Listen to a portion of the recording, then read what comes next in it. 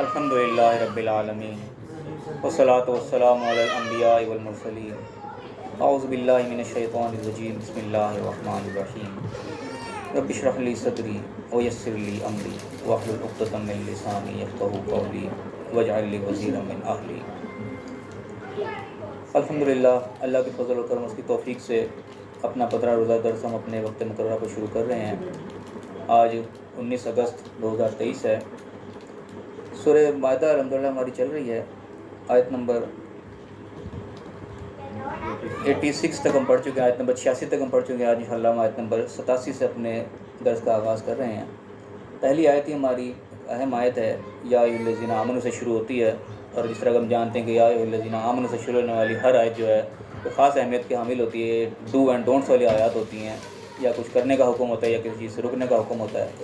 تو آج کی جو ہماری آیت ہے یہ بیسکلی ڈونٹ والی اس کو آیت کہا جاتا ہے، ایک چیز سے منع کیا جا رہا ہے، ایک چیز سے روکا جا رہا ہے ہمیں کسی چیز سے۔ دیکھتے ہیں اللہ تعالیٰ ہمیں کس چیز سے یہاں پہ منع کر رہا ہے۔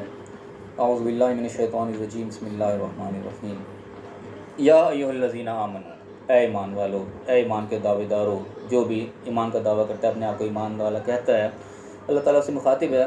فرمایا کہ لا تحرموا طیبات ما احل اللہ لکم، کہ ان پاکیزہ چیزوں کو اپنے اوپر حرام مت کر لو جو اللہ تعالیٰ نے تمہارے لیے حلال کر رکھی ہیں، جو اللہ تعالیٰ نے تمہارے لیے جائز رکھی ہوئی ہیں، ان کو تم اپنے لیے ممنوع مت کرو۔ ولا تعتدوا، اور حد سے آگے نہ بڑھو۔ ان اللہ لا يحب المعتدین، اللہ تعالیٰ حد سے بڑھنے والوں کو پسند نہیں کرتا۔ جس طریقے سے ہم نے پچھلا بھی درس کا ریویژن کیا، اس میں ہم نے ایک چیز دیکھا کہ اللہ تعالیٰ نے نصارہ کی تعریف کرتے ہوئے ان کی ایک چیز کو ہائی لائٹ کیا وہاں پہ، کہ وہ جو ایمان والوں سے محبت جو ان کی تھی، ایک وجہ اللہ نے کی بیان کی کہ ان کے اندر ایک تو علم کی طلب ان کے اندر بتائی گئی کہ علم حاصل کرنے والے لوگ ان کے اندر موجود ہیں۔ دوسری چیز بتائی گئی کہ ان کے اندر رہبانیت بھی ہے، کسی حد تک وہ رہبانیت بھی ان کے اندر ہے۔ اس رہبانیت کو ایک قسم کا تھوڑا سا تعریفانہ انداز اس آیت میں ہم نے دیکھا کہ اللہ تعالیٰ نے اسی کو تعریف کے طور پر بیان کیا کہ رہبانیت ان کے اندر ہے، اس لہٰذا وہ ایمان کو ذرا جلدی قبول کر لیتے ہیں، ایمان والوں کے اندر محبت ان کے اندر پائی جاتی ہے۔ اب یہاں پہ ایک بات ہے کہ اشکال سا آ جاتا ہے ذہن میں کہ شاید رہبانیت کو اللہ تعالیٰ کو پسند کر رہا ہے، وہ کسی بندے کے ذہن میں یاد ہوتی ہے کہ میں بھی جو ہے اسی روش پہ چلوں، میں بھی دنیا داری سے پیچھے ہٹ جاؤں۔ اور یہ چیز یعنی کہ حدیث کے اندر بھی ملتی ہے کہ آپ صلی اللہ علیہ وسلم کے زمانے میں بھی کچھ 2-3 لوگ اس طریقے سے آپ صلی اللہ علیہ وسلم سے ملنے آ گئے، آپ صلی اللہ علیہ وسلم کا جو ہے رہن سہن کا طریقہ پوچھنے آئے، تو آپ صلی اللہ علیہ وسلم موجود نہیں تھے، تو عائشہ صدیقہ سے انہوں نے پوچھا کہ آپ صلی اللہ علیہ وسلم کے کیا معمولات ہیں، تو انہوں نے بتایا کہ آپ جس طریقے سے رہتے ہیں، ابھی روزہ رکھتے ہیں یا چھوڑتے بھی ہیں، جو بھی عام معمولات بتایا جس طریقے سے عام روٹین کے ہوتے ہیں، اس قسم کے معاملات ان کے بتا دیے کہ کس طریقے سے وہ رہتے ہیں۔ تو انہوں نے دیکھا کہ تو عام نارمل سے ہیں، تو انہوں نے کہا کہ تو اللہ کے نبی ہیں، بخشے بخشائے ہیں، ہم ذرا اس سے اور زیادہ کوشش کریں گے، ہمیں زیادہ محنت کی ضرورت ہے، ہم گناہ گار لوگ ہیں۔ تو انہوں نے ارادہ ظاہر کیا کہ ہم 3 بندے انہوں کو بتائے جاتے کہ 3 بندے ہوتے۔ ایک نے یہ کہا جی میں تو روزانہ روزے رکھوں گا، میں تو کوئی دن بھی یعنی کہ عام نہیں ہوگا، روزانہ سحری افطاری، روزانہ میرا روزہ ہوگا۔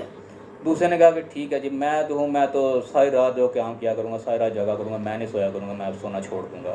تیسرے نے کہا کہ جی میں ساری عمر جو ہے میں شادی نہیں کروں گا، میں نکاح نہیں کروں گا، جھنجھٹ میں نے پڑھنا ہی نہیں، میں تو اپنے اللہ اللہ ہی کروں گا ساری زندگی۔ اب یہ 3 چیزیں انہوں نے آپ اپنے ظاہر کر دی کہ ہم بس اللہ کی طرف ہی لو لگائیں۔ ایک نے کہا بس روزانہ روزہ رکھتا رہوں، یہ بھی اس نے اپنی طرف سے بڑی تقوی کی بات کری۔ دوسرے نے کہا کہ جی میں بالکل ہی رات کو سونا چھوڑ دوں، ساری رات میں قیام کروں، تہجد گزار بن جاؤں، روزانہ کا یہ معمول کر لو۔ تیسرے نے کہا میں دنیا داری چھوڑ دوں۔ وہ یہ چیز یعنی کہ ان کے اندر پائی گئی۔ تو اس پچھلی آیت ہم نے پڑھی تھی، اس میں یہ چیز آتی تھی کہ شاید یہ کسی عام بندے کے اندر بھی یہ چیز آ جائے کہ میں کچھ زیادہ ہی یعنی کہ تقوی کے اندر آگے نکل جاؤں۔ تو علماء یعنی کہ جو عام اپنی لینگویج کرتے ہیں اس طرز عمل کو کہتے ہیں کسی کو تقوی کا حیضہ ہو جانا، کہ تقوی سے حد سے زیادہ بڑھ گیا۔ تو اس چیز کو جب آپ صلی اللہ علیہ وسلم کو پتہ لگا کہ یوں آئے تھے بندے، انہوں نے یہ باتیں کی، تو آپ صلی اللہ علیہ وسلم نے ان کو منع کیا، ڈانٹا کہ تم کس چکر میں پڑھ رہے ہو، تم کیا میرے زیادہ تقوی کرنے والے بن رہے ہو، اللہ کو زیادہ میرے سے جانتے ہو تم میں ہوں، تم میرے سے آگے کیسے پڑھ سکتے ہو؟ جو روٹین ہے جو میں لے کے چل رہا ہوں، تم مجھ سے آگے بڑھو گے تو یقیناً وہ غلط ہوگی، وہ قسم کے لا تغلو والے دین میں چلے گی، تم غلو حرکت میں چلے جاؤ گے۔ آپ نے کہا میں روزہ رکھتا بھی ہوں، چھوڑتا بھی ہوں، میں راتوں کو جاگتا بھی ہوں، سوتا بھی ہوں، میں نے شادی کر بھی رکھی ہے اور دنیائی داری بھی سارا کچھ کر رہا ہوں، تم اگر اس سے آگے جانا چاہو گے تو وہ تم غلط سمت میں نکل جاؤ گے۔ تو یہ چیز یہاں پہ اللہ تعالیٰ نے اس طریقے سے یہاں پہ بتائی ہے، اس چیز کو کلیئر کرنے کے لیے کہ کوئی رہبانیت والے سلسلے میں نہ چلا جائے کہ اللہ نے اس کی تعریف کر دی۔ تو اللہ تعالیٰ ایمان والوں کو مخاطب کر کے کہا کہ تم ان چیزوں کو حلال جو اللہ نے کر رکھی ان کو حرام مت کرو۔ اب رات کو سونا جو ہے وہ حلال چیز ہے، کوئی حرام تو ہے نہیں سونا، تم سو بھی جاگو بھی، دونوں چیزیں ہیں۔ اور اسی طریقے سے روزے رکھنا اور نہ رکھنا بھی، روزہ نہ رکھنا کوئی حرام تو نہیں، روزانہ روزہ ہی رکھتا رہے، یہ چیز بھی اللہ نے کہا کہ بھئی جو حلال ہے، ہم کھانا پینا بھی حلال، تم کھاؤ گے، جو اللہ نے ایک لمٹ رکھی، ایک مہینہ رکھا ہے تمہارے، وہ ٹھیک ہے، باقی 11 مہینے تمہیں آزادی ہے۔ اسی طریقے نکاح کرنا بھی، وہ بھی ایک یعنی کہ ضروری چیز ہے، حلال ہے، کوئی حرام تو ہے نہیں۔ تو ان چیزوں کو اللہ تعالیٰ نے یہاں پہ ایک جامع انداز میں بتا دیا کہ جو چیزیں اللہ نے حلال کر رکھی ہے تمہیں اس کو حرام کرنے کی ضرورت نہیں ہے. ولا تعتدوا، تم حد سے آگے مت بڑھو، یعنی کہ حد سے آگے، کہ نیکی میں بھی حد سے آگے بڑھ جانا جو ہے وہ بھی انسان کو ایک غلط سمت میں لے جاتا ہے. اب یہ عیسائیوں کے اندر یہ چیز جو ہے انہوں نے عیسیٰ علیہ السلام کو خدا بنا لیا، یہ کیا ہے؟ ان کا قسم کے محبت میں حد سے آگے بڑھے نا. اپنے نبی صلی اللہ علیہ وسلم نے اتنا ایک عشق کا اظہار کر لیا، اتنا محبت کا اظہار کر لیا کہ ان کی تعظیم کرتے کرتے ان کو خدا کے درجے تک ہی لے گئے.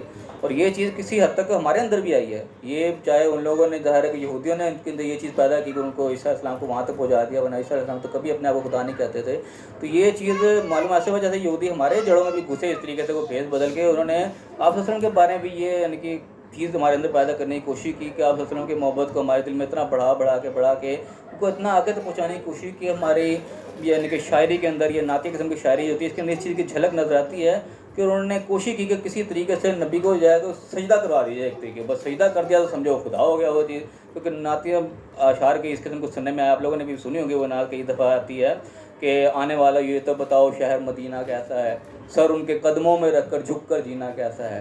اب یہ الفاظ ہیں نا کہ اب صاحب لگا جب سر قدموں میں رکھ گیا آپ نے اور جھک کے جی رہے ہو، تو قدموں میں سر رکھنا کیا ہوتا ہے؟ سر رکھتے ہوئے سجدہ ہی ہو گیا نا. پھر وہ الفاظ کے ذریعے انہوں نے یہ چیز ڈال ہی مانے دماغ پہ کہ سجدے میں ہم نے سر رکھنا ہے، ان کے قدموں میں سر رکھ دینا. قدموں میں سر رکھنا ظاہر خدا بنا دینے والی بات ہے نا. وہ انڈائریکٹلی یعنی کہ غیر محسوس طریقے سے یہ چیز انہوں نے انجیکٹ کرنے کی کوشش کی ہے، لیکن وہ اللہ کا شکر ہے کہ یہ چیز آئی نہیں. کسی نے آپ صلی اللہ علیہ وسلم کو کبھی خدا نہیں کہا کسی نے، کیونکہ یہ چیز یعنی کہ ایک انتہا تک چلی جاتی ہے. شاید اسی بارے میں آپ صلی اللہ علیہ وسلم کا فرمان ملتا ہے کہ مجھے تمہارے سے شرک کے تو وہ نہیں ہے خطرہ کہ تم شرک کبھی نہیں کرو گے. شاید اسی کی طرح آپ صلی اللہ علیہ وسلم نے اشارہ کیا کہ کبھی کوئی خدا نہیں کہے گا آپ صلی اللہ علیہ وسلم کو جو مرضی کر لو. یہ والا شرک جو ہے وہ عیسائیوں تک ہی آگے ختم ہو گیا کہ انہوں نے خدا کہہ دیا. مسلمان کبھی بھی اس درجے تک نہیں جاتے. تو یہ یعنی کہ کوشش ہمارے اندر بھی کی گئی. تو وجہ کیا ہوتی ہے؟ یہی حد سے بڑھ جانا، کسی کو محبت میں، کسی کو تعلیم میں اتنا حد سے آگے نکل گئی کہ وہ سارے کا سارا بیلنس ہی ہم کا آؤٹ ہو گیا. کیونکہ ترازو والا مثال ہے، سمجھو کہ ایک طرف تکڑی کے زیادہ اوپر چلی جائے گی تو دوسری طرف وہ نیچے چلی جائے گی، وہ بیلنس برابر نہیں رہے گا.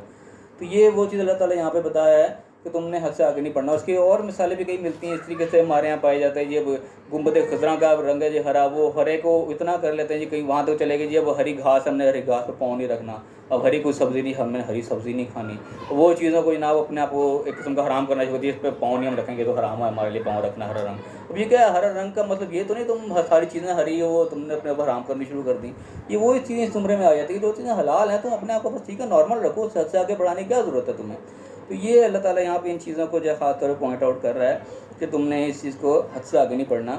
اور اس کے جب یہ کام جب ہو جاتا ہے نا، جب بیلنس سارا آؤٹ ہونا شروع ہوتا ہے، تو اس چیز کو ہم یعنی کہ دیکھیں کہ جس کی رحبانیت کے پچھلے تذکرہ آیا، اب ہر شخص اپنے آپ کو یہ کر کے دیکھے. ہر شخص مثلاً کہ راہب بن گیا، جس سب بندے دنیا داری چھوڑ کے اب جنگلوں میں نکالے بس اللہ کی عبادت میں لگ گئے. راہبوں کا یہ کام ہوتا ہے نا کہ اللہ کے لیے عبادت میں لگ جاتے ہیں، باقی دنیا داری کو پیچھے کر دیتے ہیں.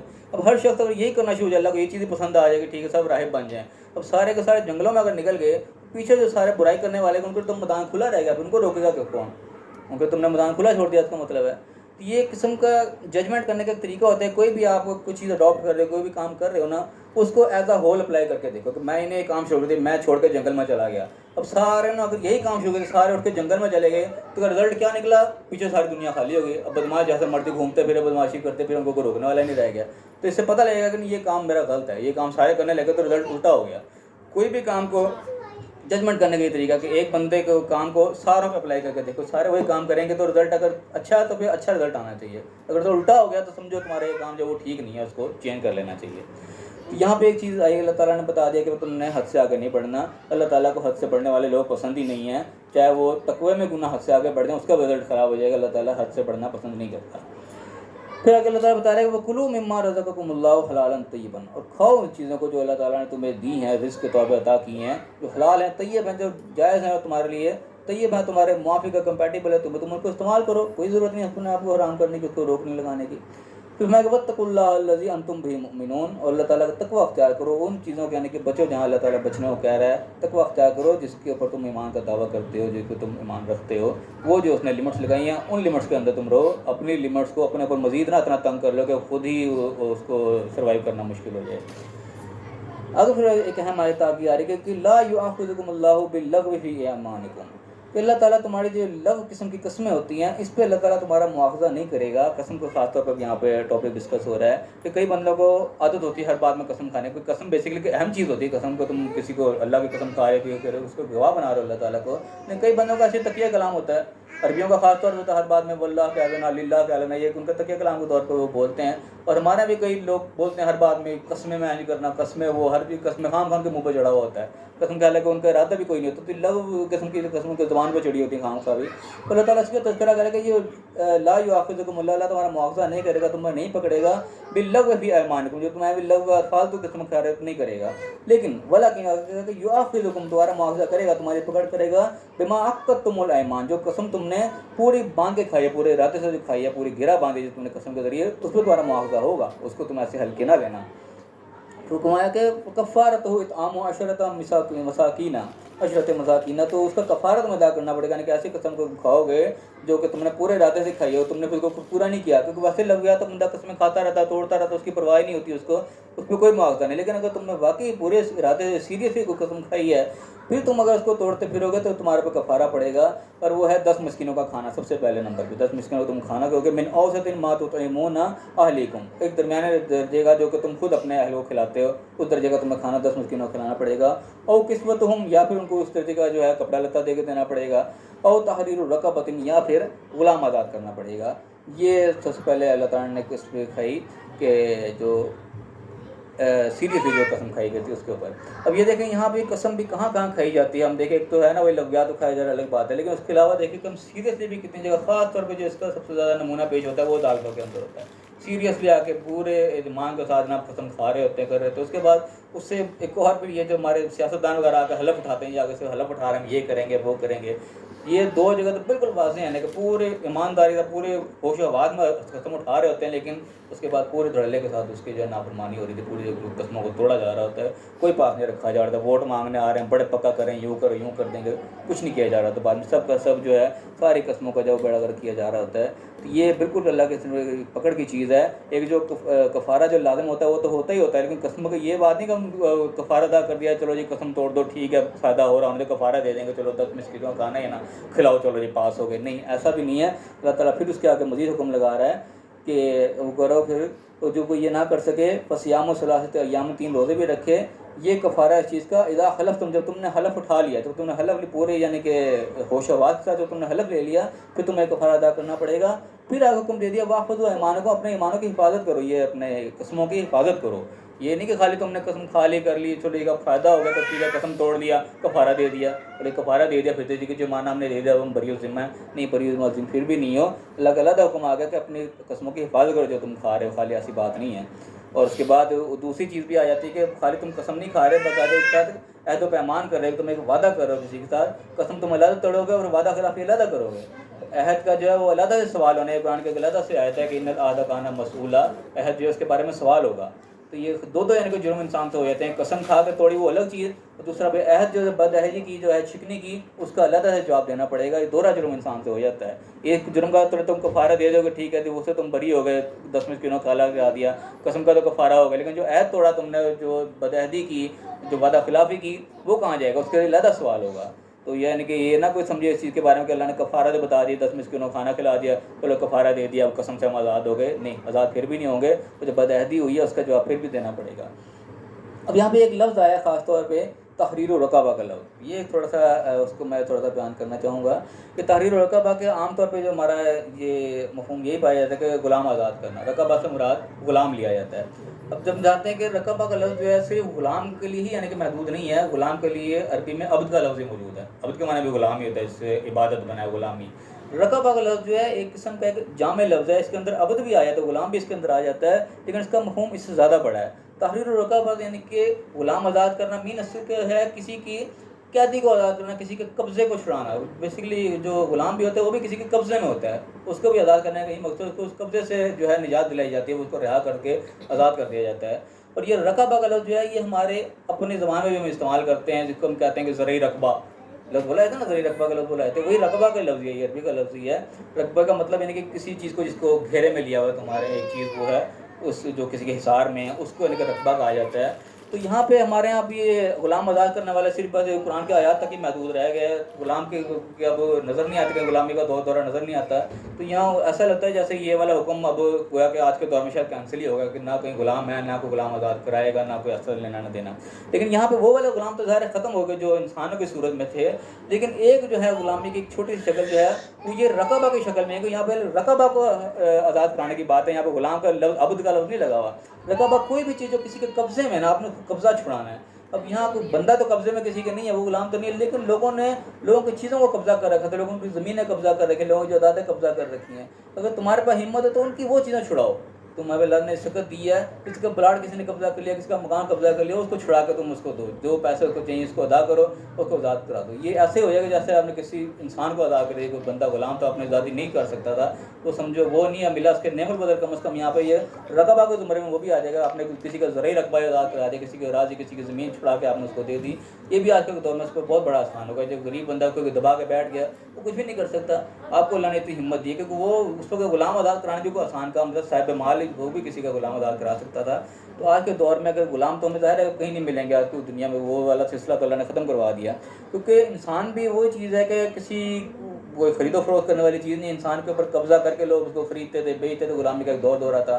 اسی طریقے سے ہی آج کل زمینوں کے اوپر قبضہ جو ہو جاتا ہے نا، اس کو بھی انسان اسی کے زمانے میں کر سکتا ہے کہ کسی کی زمین کسی نے قبضہ کر لی، اس کو پیسے دے کے اس کو چھڑا دو. تو یہ بھی سمجھو کہ اس کے ایک طرح کا نعم البدل ہو جائے گا. کیونکہ ہم دیکھیں نا تھوڑا سا اس کے اوپر غور کر کے دیکھیں کہ زمین کے اوپر بھی اسی طریقے سے جو قبضہ ہوا ہے بیسیکلی یہ کہ اسی طریقے سے ناجائز طریقے سے قبضہ ہو گیا جس طریقے سے انسانوں کے اوپر لوگوں نے قبضہ کر لیا تھا. انسان کو خرید و فروخت کرنے والی چیز نہیں ہے، لیکن لوگوں نے کیا قبضہ. غلامی کا دورہ چلا پورا. اب اس کو ہم سٹارٹ سے لے کے جائیں کہ جب آدم علیہ السلام اس زمین پر آئے، اللہ تعالیٰ نے انسان کو بھیجا زمین کے اوپر، تو ظاہر ہے زمین آلریڈی انسان سے پہلے کی موجود تھی. اللہ تعالیٰ نے ایک عارضی ٹھکانہ دیا انسانوں کو کہ ٹھیک ہے تم یہاں رہو، کچھ عرصہ تم نے یہاں گزارنا ہے کہ امتحان تم نے یہاں پورا کر کے دوبارہ واپس اللہ کے پاس جانا ہے. تو عارضی طور پہ اللہ نے ایک جگہ دی یہاں پہ زمین کے اندر. تو جب آدم علیہ السلام کو زمین پہ یہاں اتارا گیا تو آدم علیہ السلام کی ملکیت نہیں تھی یہ زمین کوئی. آدم علیہ السلام نے کو خریدی ہوئی نہیں تھی زمین. اور یہ ایک دنیا کا رول ہے جس کو آج دنیا مانتی بھی ہے کہ جب تک انسان کو کسی چیز کی ملکیت حاصل نہ اس کو فروخت نہیں کر سکتا. یہ تو آج چیز مانی جائے. پہلے یہ ہوتا تھا کہ اوپن لیٹر میں چیزیں بک گئی، خریدی بیچ دی، لیکن اب یہ چیز اسٹیبلش ہو گئی ہے کہ ایسی کوئی چیز نہیں بکتی. آپ کو پہلے اپنی ملکیت شو کرانے کہ ہاں میں اس کا مالک کو پھر میں بیچ سکتا ہوں. میں نے ایسے ہی نہیں آپ بیچ سکتے، کہیں کہ تو کون ہے بیچنے والا، تو مالک ہی نہیں ہے. تو جب زمین پہ انسان اتر گیا تو انسان اس زمین کا مالک نہیں تھا. بیسیکلی انسان کو اللہ تعالیٰ نے ایک عارضی ٹھکانہ دیا تھا یہاں پہ. جب آدم علیہ السلام یہاں اترے، جب وہ اس کے مالک ہی نہیں تھے تو ظاہر ہے آدم علیہ السلام کو اختیار نہیں تھا کہ کسی کو بیچ دیتے. جب آدم علیہ السلام کا اختیار نہیں تھا تو آدم علیہ السلام کی اولاد کے پاس کہاں سے اختیار آ گیا. تو بیسیکلی زمین وہ چیز ہے کوئی فروخت ہونے والی چیز نہیں ہے. بیسیکلی اصولی طور پہ جو میرا اس میں نظریہ ہے، میں غلط بھی ہو سکتا ہوں، کہ جس طریقے انسان خرید و فروخت ہونے والی چیز نہیں ہے، اس کے لیے بیسیکلی زمین بھی جو ہے یہ اللہ کی زمین ہے. بیسیکلی اللہ تعالیٰ اس کو اپنے ساتھ منسوخ کرتا ہے. عرضی کہتا ہے اللہ کا، اتنا عرضی واسعۃ، میری زمین بہت وسیع ہے. تو یہ اللہ کی زمین ہے. بیسیکلی طرح انسان اللہ کا ہے، یہ زمین بھی اللہ کی ہے. آدم علیہ السلام جو اس دنیا میں آئے یہ ان کی ملکیت نہیں تھی، انہوں نے کبھی فروخت نہیں کی. لیکن ایک غیر محسوس طریقے سے ایک ایسا سلسلہ چل پڑا کہ وہ آج ایک سلسلہ چل رہا ہے پوری دنیا میں کہ جس کہ انسان کے پاس جو زمین تھی اس میں کچھ کاشتکاری کی، بو لیا، اس سے کچھ اس نے فائدہ اٹھا لیا. تب اس نے وہ ظاہر جو بویا، اس نے محنت کی، وہ تو فروخت کر سکتا ہے اس کو، لیکن وہ بیسیکلی زمین فروخت ہونے والی چیز نہیں تھی. لیکن وہ ظاہر اراضی جو تھی فروخت ہوئی، وہ بک گئی. اگلا جو وہ لیا وہ سمجھا کہ یہ میری زمین ہے، اس نے وہ زمین، حالانکہ اس نے بیسیکلی وہ چیز خریدی جو کہ وہاں پہ بوئی گئی، اگائی گئی جو بھی، لیکن وہ آہستہ آہستہ ایسے کنورٹ ہو گئے. وہ سمجھ لگا کہ میں نے یہ خریدی، اس نے پوری زمین ہی خریدی. ایک طرح کی زمین پہ اس نے کچھ اور بنا لیا، وہ اس کا ایک قسم کا مالک بن گیا. تو غیر محسوس ہو طریقے سے ایک ایسا سلسلہ چل پڑا جو کہ ایک غلط تھا بیسیکلی بنیادی طور پہ. اور شاید یہی چیز تھی جو کہ پہلے سے نظر آ رہی تھی شیطان کو بھی. جو انسان جب بن رہا تھا، جب فرشتوں نے بھی کہا تھا کہ اللہ تو کیا چیز بنا رہا ہے، یہ تو زمین پہ خون ریزی کرے گا، فساد کرے گا. تو نظر آ رہا تھا شیطان کو بھی یہ چیزیں جو ہو رہی ہیں یہ تو بچ نہیں سکتا یہاں سے، اس کو میں ایسا ہوا کر لوں گا، ایسے ایسی غلطیاں کراؤں گا، یہ تو کچھ بھی نہیں کر سکتا.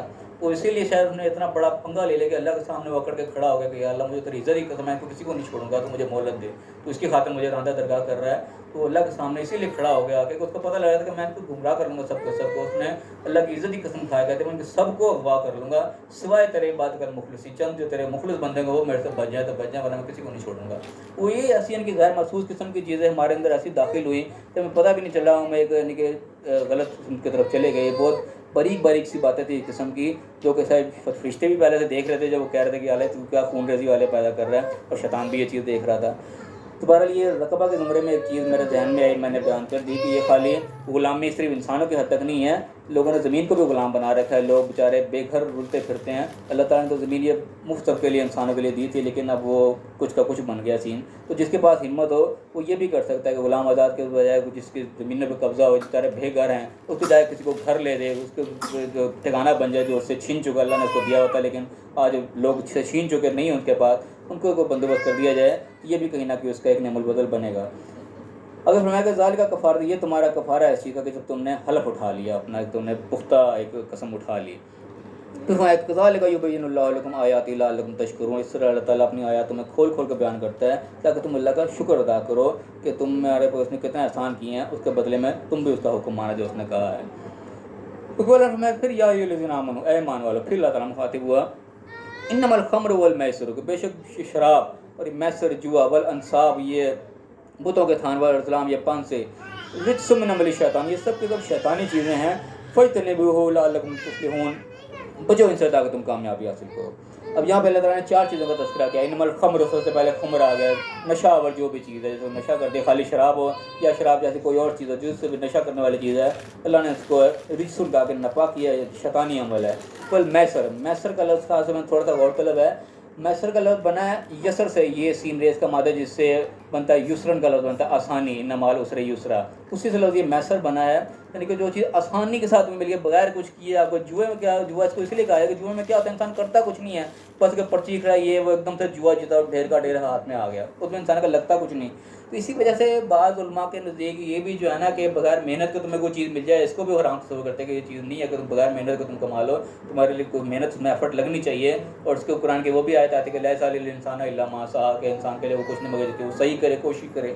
تو یہاں پہ بھی اللہ تعالیٰ نے میسر کا لفظ لگائی ہے، وہی آسانی والے لفظ سے اٹھایا گیا، آسانی سے تمہیں بیٹھے بیٹھے کیے کرا تمہیں کچھ مل جائے، اسی چیز کو یعنی کہ جوا کہا گیا۔ تو اس چیز میں یعنی کہ علماء کے مختلف رائے آتی ہیں، اسی چیز میں بعض لوگ یہ پرائز بانڈ وغیرہ ان چیزوں کو بھی بعض لوگ علماء جو اجازت نہیں دیتے، اسی وجہ سے کہتے ہیں کہ یہ بھی اسی قسم کی چیز ہے کہ بیٹھے بیٹھائے کچھ بھی نہیں، کہ وہ انعام لگ گیا جو لوگ 10 لاکھ پہ آ گیا بیٹھے بٹھائے، وہی یہ صرف میسر کے زمرے میں چلے تھے کہ آسانی سے بیٹھے بیٹھے کچھ بھی نہیں کیا آپ کو مل گیا۔ تو اس کے اندر جو ہے کہ علماء کی رائے آتی ہیں وہ اسی وجہ سے آتی ہیں کہ ان کے اندر یہ چیزیں پائی جاتی ہیں کہ اللہ نے لفظ وہاں سے لیا، یسر سے لو جائے کہ آسانی سے جو تم بیٹھے بٹھائے تمہیں مل گئی۔ اور اللہ تعالیٰ نے خاص طور حرام حلال کی بحث الگ ہے، لیکن یہاں پہ اللہ تعالیٰ کیا کہہ رہا ہے کہ عملی شیطان ہے، فاجتنبوہ، اس سے بچو، حرام ہے یا نہیں ہے لیکن اس سے تم بچ کے رہو، ان چیزوں سے دور رہو، کیونکہ ایک پریکٹیکل چیز ہے کہ جب انسان تنہان ہو جاتا ہے نا، پھر اس کے لیے محنت کرنی مشکل ہو جاتی ہے۔ اس کو بیٹھے کے کھانے کی عادت مل جائے کہ مجھے بس یوں ہی کر کے مل جائے، پھر وہ اس کے جو ہے نا صلاحیت اس کو زنگ لگنا شروع ہوتا ہے، جب انسان جو ہے اس کو محنت سے آ رہی ہو جائے، جب ہڈ آرام ہو جاتا ہے۔ اس لیے دیکھیں جو جواری ٹائپ کے لوگ ہیں وہ بس اسی میں لگے رہتے ہیں، وہ اپنا سارا کچھ بیچ باچ دیتے ہیں، لیکن وہ محنت کی طرف جاتے ہیں، وہ کہتے ہیں بس مجھے یوں کر کے مل جائے، وہ یوں کرنے کے چکر میں اپنا سارا کچھ گوا بیٹھتے ہیں۔ تو یہ وہ چیزیں جس سے اللہ تعالیٰ نے فاجتنبوہ کا لفظ، اللہ نے حرام نہیں کہا، چاہے کہ آپ نہ بھی حرام مانو لیکن فاجتنبوہ ضرور کہتے ہیں کہ اس سے تم بچ کے رہو، یہ شیطانی کام ہے، یہ تمہیں کوئی فائدہ نہیں دیں گے، نقصان ہی دیں گے۔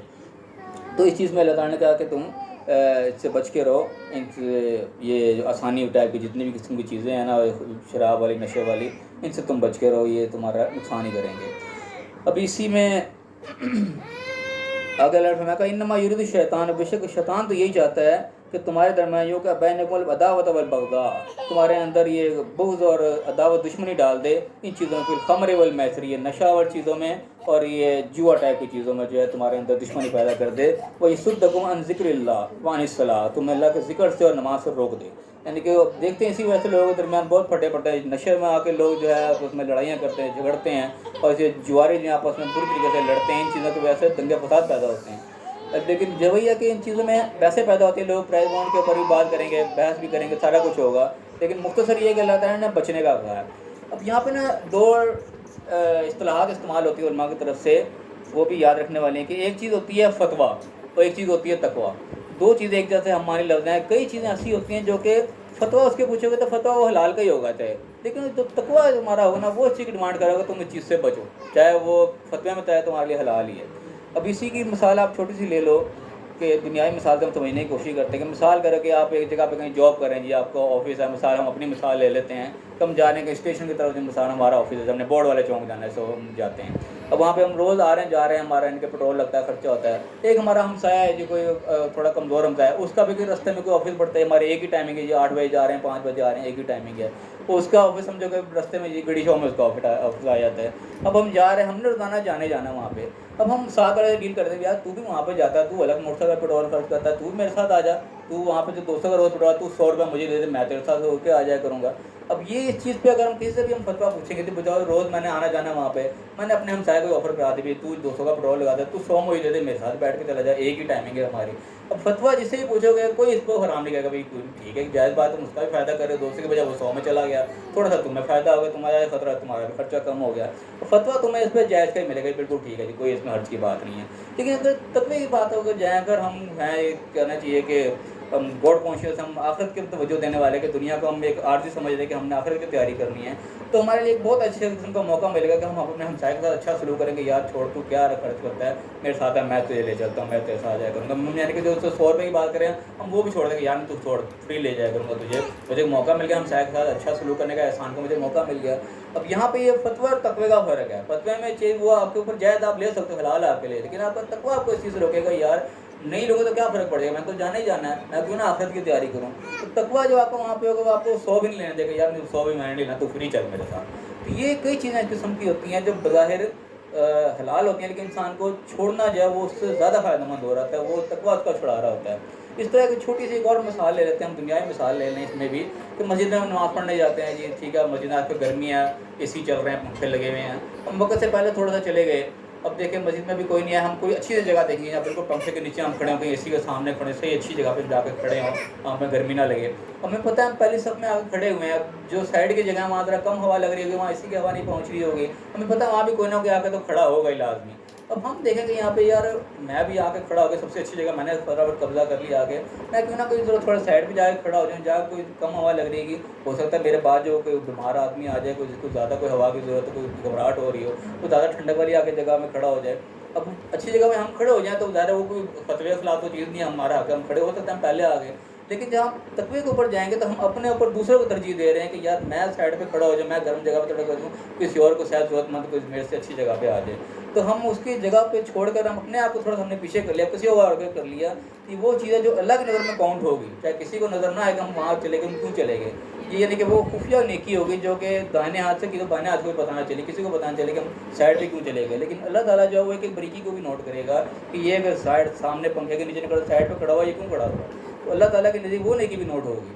تو یہ بڑی بڑی چیزیں جو ہوتی ہیں جن کے ساتھ بچنے کا فجتنبو کے الفاظ جو آئے تھے کہ تم بچے کے چلو, تو اس میں بعض کئی چیزیں ایسی ہوتی ہیں جس پہ لازمی نہیں دیکھنا کہ حرام ہے یا حلال ہے, ہم کر لیں گے تو کیا ہو جائے گا. بہت ساری چیزیں ایسی ہوتی ہیں جو کہ حلال ہوتی ہیں, جائز ہوتی ہیں, ہم اس کو اپنے لیے استعمال کر سکتے ہیں, لیکن ان چیزوں سے بچ جانا جو ہوتا ہے وہ اس سے ایک اعلیٰ درجہ ہوتا ہے. تو اللہ تعالیٰ کہہ رہا ہے کہ ان چیزوں سے بچو. تو ان چیزوں میں جو مشکوک ٹائپ چیزیں آ جاتی ہیں نا, میسر کی جس طریقے سے بات ہے کہ آسانی سے مل جانے والی چیز, اب اس میں یہ پرائز بانڈ ٹائپ چیزیں آ جاتی ہیں. اب فتوے پوچھو گے کہیں گے جی حلال بھی ہے, ٹھیک ہے سارا کچھ ہے, لیکن جو تقوی والے چیزیں وہ کہیں گے یار بچو کوئی بات نہیں, محنت کر کے کمائیں, کیوں چکروں میں پڑے گا, شارٹ کٹ کے بیٹھے بیٹھے ہمیں سارا کچھ مل جائے. تو یہ وہ چیزیں ہوتی ہیں جو انسان کو اپ گریڈ کرتی ہیں, انسان کے درجات جو اللہ کے نزدیک وہ بلند ہوتے چلے جاتے ہیں. ضروری نہیں ہے کہ ہم کو بڑے بڑے کام کر کے کہیں ہم کو بہت بڑی کوئی سبیل لگا دیں, کوئی بڑے بڑے فلٹر پلانٹ لگا دیں تو لوگوں پر ہم بڑا نیک کام کر لیا. چھوٹی چھوٹی نیکیاں بھی جو اللہ کی نظر میں کاؤنٹ ہو رہی ہوتی ہے وہ انسان کو اللہ کو تقوی کے قریب تک کر جاتی ہیں, بجائے کہ کوئی ایسا کام کرے جس میں کوئی ریاکاری کا بھی عنصر شامل ہو جائے. چھوٹی چھوٹی نیکیاں جو کسی کو پتہ بھی نہیں چل رہا ہم کر رہے ہوں, تو یہ وہ چیزیں ہوتی ہیں کہ انسان کو تقوی کو بلند سے بلند کرتے چلی جاتی ہیں. تو یہ میں نے فتوی اور تقوی کی مثال آپ کو اس لیے دی کہ کئی چیزیں فتوی میں حلال ہوں گی, لیکن تقوی آپ کو ان چیزوں سے روکے گا کہ آپ ان چیزوں سے بھی اوائڈ کرو. تو یہ فجتنبو کے زمرے میں چلی جاتی ہے. بہت چیزوں سے ہمیں صرف بچنا ہوتا ہے کہ جو حرام نہ بھی ہو لیکن آپ بچ کے رہو, دور دور رہو ان چیزوں سے. انہی چیزوں میں یہ میسر ٹائپ کی چیزیں بھی آئے تھے, ان کو جوا کہا گیا, تو کئی چیزیں اس کے اندر اور بھی شامل ہو جاتی ہیں. اس کے اللہ نے بتایا کہ یہ شیطان جو ہے وہ ان چیزوں کے ذریعے تمہارے اندر لڑائی کروانا چاہتے ہیں کہ تم جوئے میں پڑ جاؤ اور اس میں پڑ جاؤ, نشے میں پڑ جاؤ, اور تم اصل چیز ہے ذکر اللہ و نصلاۃ, اللہ کا ذکر سے تم بھول جاؤ. جو اللہ نے تمہیں باتیں بتائیں کہ تم اس طریقے سے محنت سے کماؤ, اس طریقے سے دنیا میں کام کرو اور آگے نکلو, تم ان آسانیوں کے چکر میں پڑ جاؤ, ہمیں بیٹھے بیٹھائے بس کچھ مل جائے, کچھ کرنا نہ پڑے, تم ان چیزوں سے اللہ کی یاد سے دور ہو جاتے ہو. فہل انتم منتہون, اللہ سوالیہ انداز ہے کیا تم رک جاؤ گے؟ جو چیزیں میں منع کر رہا ہوں ان چیزیں تم بچ کے رہو, تو بچ کے رہو گے, یا کہ تم بہانے ہی ڈھونڈو گے بھائی نہیں جائز ہم کریں گے, کیوں نہیں کریں گے. یہ چیز اللہ تعالیٰ نے سوالیہ انداز بنا لیا, آپ نے کو رکو گے کہ نہیں رکو گے. یقیناً ہمارا جواب ہاں میں ہونا چاہیے کہ اللہ ہم رکیں گے, جب بچنے والی چیزیں ہم بچیں گے, چاہے ہمارے لیے جائز بھی ہیں لیکن ان کا بچنا کوئی زیادہ افضل چیز ہے, تو ہم زیادہ کی طرف جائیں گے. اگر فرمایا کہ اطیعوا اللہ و اطیعوا الرسول, اللہ کا حکم مانو, اللہ کے رسول کا حکم مانا. جو اللہ تعالیٰ کہہ رہا ہے اس کی تم اطاعت کرو, چاہے تم بظاہر تم میں کم فائدہ نظر آ رہا ہے, اس میں فائدہ اسی ہے کہ اس سے بھی لے لو, اس میں بھی فائدہ ہی ہے, لیکن جس چیز کو اللہ تعالیٰ کہہ رہا ہے تم اس کی طرف توجہ دو. بس ضرور تم ہوشیار رہو، الرٹ رہو، ایک محتاط رہو، وحذروا کے الفاظ ہیں یہاں پہ، یعنی کہ محتاط رہو، الرٹ رہو، بالکل یعنی کہ سوئے نہ رہو، تمہیں پتہ ہے تمہارے آس پاس کیا ہو رہا ہے، ہائی الرٹ رہنا چاہیے انسان کو۔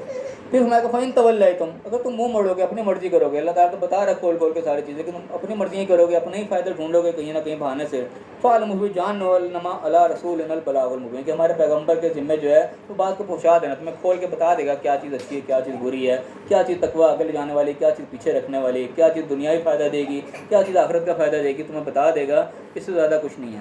پھر ہمیں کہ لیس علی الذین آمنوا وعملوا الصالحات جناح، کہ جو لوگ ایمان والے ہیں اور نیک عمل کرنے والے ہیں ان پہ کچھ گناہ نہیں، یہاں پہ تھوڑا سا کہ بیان بدلا ہے، ان پہ کچھ گناہ نہیں ہے، فی ما طعموا، جو کہ وہ پہلے کھا چکے، اذا متقوا، جب کہ وہ تقوی والے تھے، وآمنوا وعملوا الصالحات، اور ایمان والے تھے، عمل نیک کرنے والے تھے۔ یہاں پہ ایک چیز جو بیک گراؤنڈ اس کے علماء بتاتے ہیں وہ یہ چیز ہے کہ کئی چیزیں جو وقت کے ساتھ حرام کی گئی، منع کی گئیں، ان میں کئی چیزیں وہ چیز تو آلریڈی پہلے سے چلتی آ رہی تھی، جن میں شراب تھی اور چیزیں تھی کہ پہلے وہ ممنوع نہیں تھی اس طریقے سے، پہلے سے چلی آ رہی تھی تو لوگ استعمال کرتے تھے، لیکن جب وہ منع ہو گئیں تو اس کے بعد لوگوں کو یہ فکر پیدا ہو کہ ہم تو پہلے یہ چیز اتنے عرصے سے ہم استعمال کرتے آ رہے تو ان کا کیا بنے گا، ہمارے تو یعنی کہ گناہ وہ کھاتے میں لکھ کے رہ گئے، ہم اتنے دیر گناہ کرتے رہے۔ تو اس کے یہاں پہ اللہ تعالیٰ نے اس کی وہ دل رکھنے کی بات کری، تو ان لوگوں کا کچھ گناہ نہیں ہے جن کو پہلے اور جو کسی چیز کی حرمت سے پہلے جو استعمال کر کے چیزیں کھا گئے، تو اس کو جب باقی چیزوں سے وہ بچتے رہے تھے، اپنا نیک عمل کرتے رہے تھے، تو جو چیز کی ممانعت پہلے نہیں تھی اس کے حوالے سے ان کے اوپر کوئی گناہ نہیں ہوگا، ان کی پکڑ نہیں ہوگی۔ پھر ہمارے والذین ثم اتقوا وآمنوا، پھر وہ تقوی کا رویہ اختیار کرتے رہے، ایمان لاتے رہے، کہ مسلسل ان کا جو طرز عمل یہی رہا کہ وہ جس چیز سے منع کرتے رہے وہ رکتے چلے گئے اور جو اپنے ایمان کو برقرار کرتے چلے گئے، واتقوا واحسنوا، تقوی میں مزید احسان کے رویے تک گئے، یعنی کہ وقت کے ساتھ وہ ترقی کرتے چلے گئے، تو جو پچھلی جو غلطیاں ہیں وہ اللہ تعالیٰ دھوتا چلا جاتا ہے، اس کے اوپر پکڑ نہیں ہوگا۔ اب یہاں پہ بھی اس چیز میں نا ہمیں ایک اشارہ ملتا ہے، کلو ملتا ہے اس چیز کا، کہ جب معاشرے کے اندر تبدیلی لانا کسی چیز میں لا رہے ہیں تو کئی مقامات پہ اللہ تعالیٰ یہ دیتا ہے نشانے کہ پچھلی چیزوں کو اللہ تعالیٰ اگنور کر دیتا ہے، ان کو نظر انداز کرتا ہے، پچھلی چیزوں کو پکڑ نہیں کرتا زیادہ تر۔